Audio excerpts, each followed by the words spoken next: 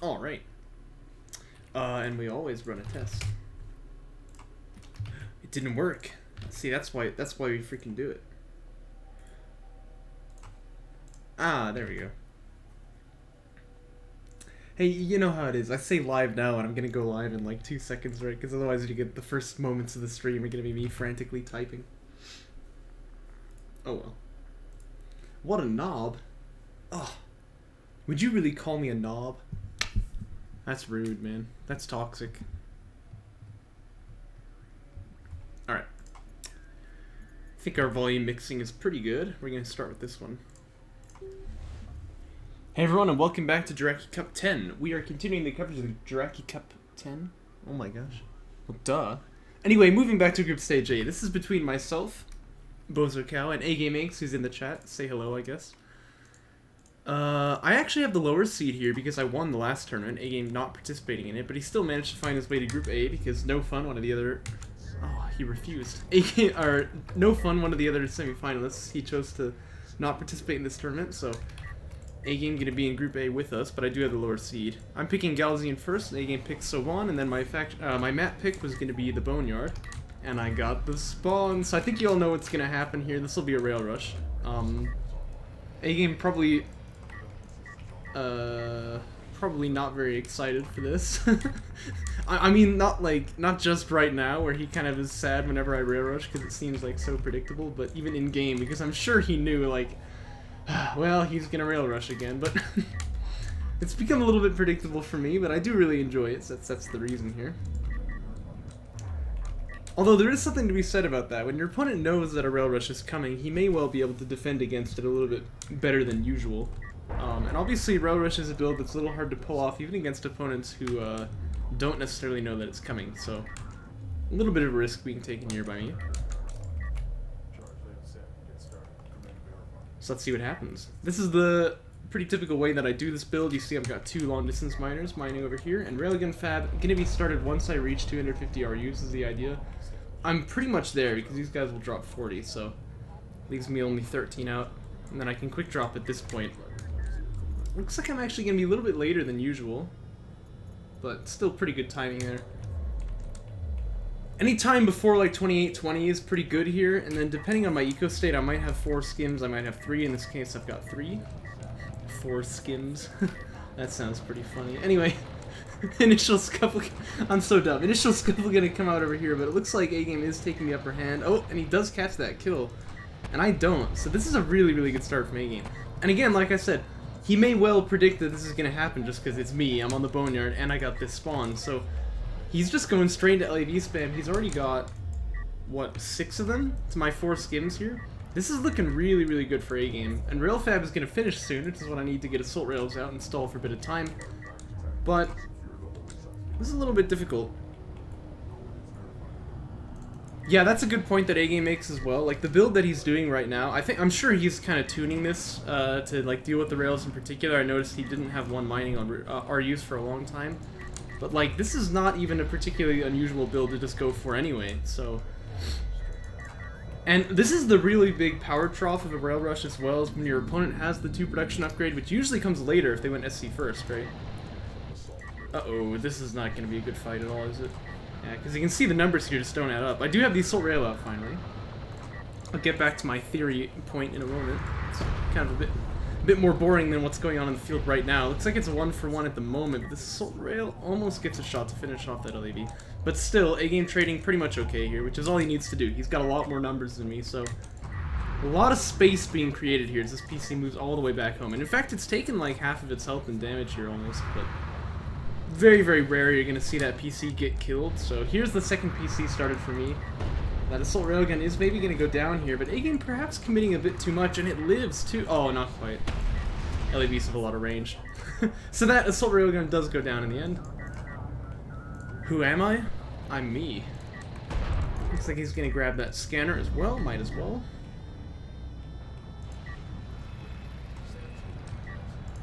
I'm going to try and hold him off of this dune here. Once he takes control of this dune, we're not going to be able to get any long distance mining going on. Obviously, ref mode miles away. We're not in any position to move our carrier out here. So for the moment, I'm going to try and... What the heck? Why is everybody orange? Anyway, for the moment, I'm just gonna try. I'm just noticing that too. On my like overlay that I've got on my my end, I don't see it, so it's kind of weird. It's only in OBS. Something like that. Anyway, for the moment, I'm just gonna try and hold him off this dune here, and he is gonna give a little bit of ground with these LEVs he backs up because he knows he can't exactly trade terribly well against the assault railgun, even if there's only one. But in the meantime, you see what's happening, right? He's getting up on a 2 base, and for me, ref mode is started, but I'm obviously going to be slower to the punch than he is. I could try and continue the rush, knowing I do have more production than him, but there's a lot of time I got to catch up where he's going to still have the numbers, even though I technically have more production than him. At that point, he might just get the next production upgrade and beat me with more LAVs, but there's other, even scarier things that he can do. So I'm not going to choose to take that route. Instead, I want ref mode, and it's going to finish in about 5 seconds. What I was mentioning before is that with Rail Rush, you have a power spike. When you first reach your opponent's base and they don't have as many LAVs as you have skins. And then you have this power trough that's really important to recognize. If you're not proactive during the spike, you'll miss it, and you won't really get much damage done. What does this carrier move out? I'll talk about that in a moment. But during the trough, you need to not engage because you're gonna get outnumbered. And if you do lose that fight with your PC in the front line, it's just game over instantly, right? Because you lose the PC and the whole game goes out. The thing about this build that AGame is doing, and like he mentioned, this is not even particularly odd. Like, this isn't a direct counter to Rail Rush necessarily. He's just kind of doing this because, well, it makes sense to do. On top of that, he knows, well, I'm probably gonna Rail Rush because of the spawn, so he's gotten extra LAVs even. The power trough for me comes a lot earlier, and then my next power spike is when I have the 2 PC out, but you saw how late that was this game. The purpose of the assault railgun really, I think, is to delay until you can get to that point. So, in a few words, it's difficult to pull off when you're up against this build, I think, because, by the way, this trade is going to be catastrophic. Uh-oh. I mean, the assault rail got picked off, obviously. I do have a bit of high ground here, but there's so many numbers. Lancaster's Law not going to favor me there. I think that was like a 2 to 6, if I'm not mistaken. I might have overestimated the numbers of deaths on both sides, in fact. But by the way, this salvager over here, he doesn't want to live anymore. He's seen how horrible this world can be. He just wants to get out of it as fast as he can. And he'll be obliged. This is tough, though. Silver lining for me, I am sitting on him with my carrier, so he's going to take quite a bit of damage here. But look at this anti-air unit, by the way. I'll get into that in a moment, but when you've only seen LAVs from your opponent, you kind of have to worry about air as well. And the fact that his army, like his ground army, is so much bigger than mine anyway, means that, like, I'm really going to be punished if I build too much economy, which I did in this case. It's also fast-paced. I can't keep up. I'm trying to talk about stuff that I wanted to mention at the very beginning of the game. But yeah, in a few words, Rail Rush has this power trough, you have to realize, but with this build that AGame has done, it comes much earlier. And getting to that next spike, I might just be dead in the meantime if I don't execute things more or less perfectly, so... In other words, losing that one sand skimmer was a really big deal. It's only been, 7 minutes that I've been trying to make that point. Armor 1 coming out for me now. AGame, of course, has the tech lead, well, not even that slightly, because he's got the Assault Pack and Damage 1 as well, so he's Armor 1, Damage 1, he definitely has more upgrades than these skins. I do have a couple of Assault Rails, right? So, it's not entirely hopeless, but this is a lot of LAVs here. I mean, I should just use the Units tab for this for this manner of thing. There's a couple back at home, but this is like 30 LAVs here, and there's only about 10 skims to defend, so... I'm not really gonna land the missile ship barrage either. It's kind of a nice engage for me in terms of, like, maximizing the efficiency of my army, but it just doesn't really seem to matter. This is a lot of LAVs.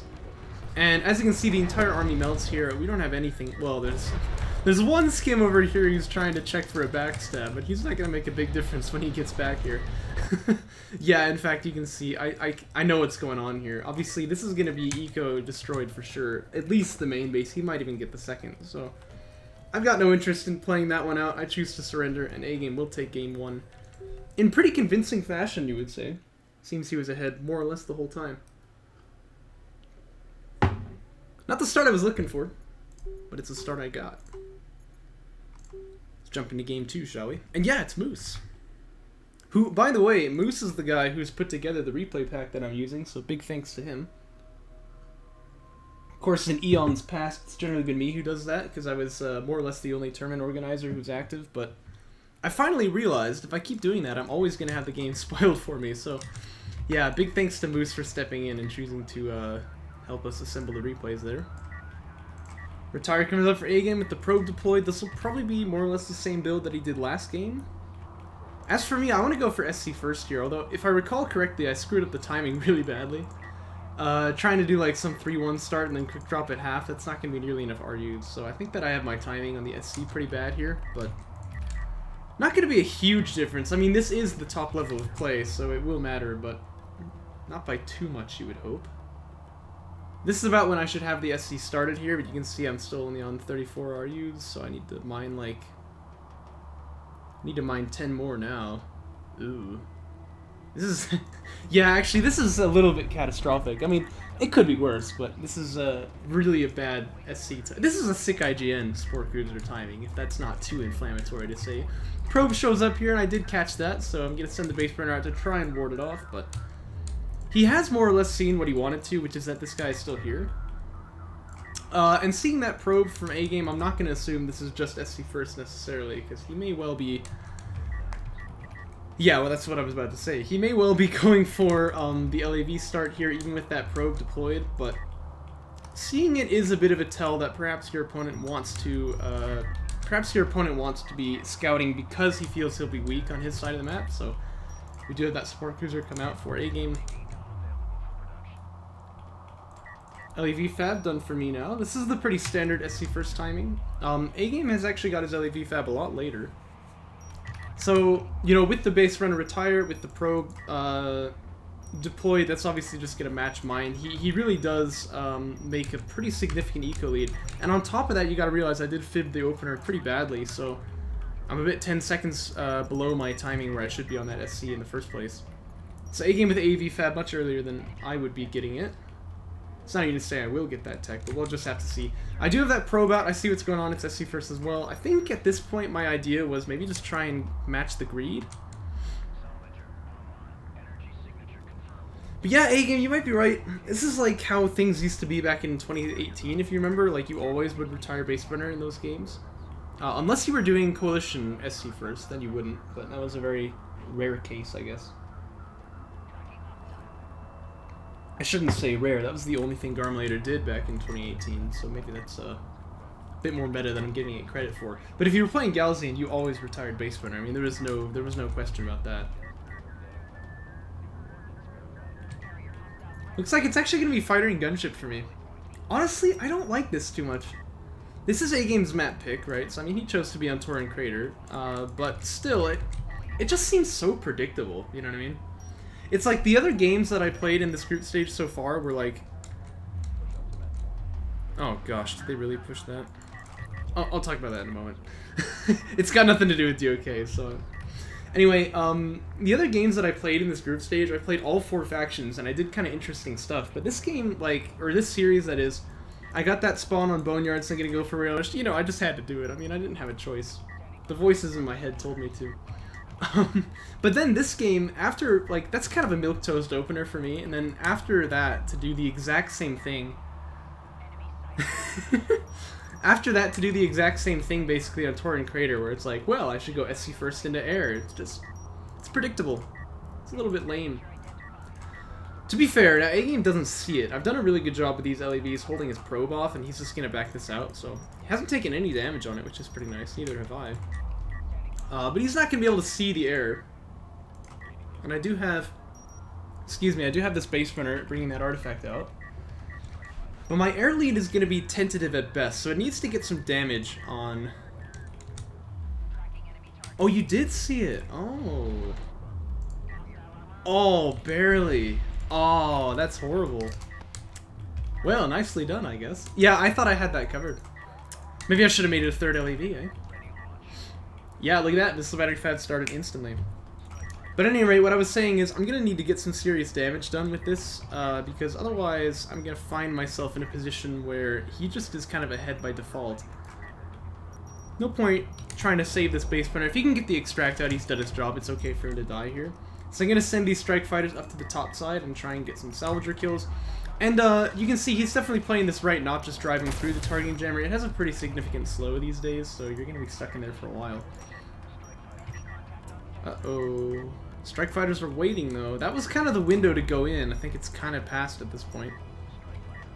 Because obviously he's got his strike fighters ready to go already. And he does have missile battery fab done, but you can see he's still building a couple more. I've got the numbers for now, though, so I mean, I could choose to go in. And you see that this probe comes in to check if there's hard anti-air. There's no SCAA tech tier. That you wouldn't expect that, but I want to see if there's a missile battery. Okay, 2 salves killed. Here come the strike fighters from A-Game, though. It's a little hard to catch all the action whenever these kinds of things happen, of course, but it looks like he does catch 1 kill for free. And I didn't get another salve on that pass, so that's going to be a little bit unfortunate for me. The real problem is I kind of have to dock here now, right? Once I do, couldn't he just go and kill some salvagers of mine? So, thinking about that, I should really pull these guys back. AV tech is done for me, though. I'm going to instantly go into missile batteries here. But this is one reason why A-Game teching AVs first was not really a problem for him. Yep, here come the strike fighters. Ugh. Yeah, I knew that I was going to do this. Once I saw them trying to dock there. I mean, I do remember this game vaguely, but still, it seems a little predictable for me, right? Like, A-Game is kind of one step ahead before the game even starts, in a way. It's pretty well done. Because it's Galzian OP, duh. You know, I'm not actually really sure. I don't think there's a reason, per se.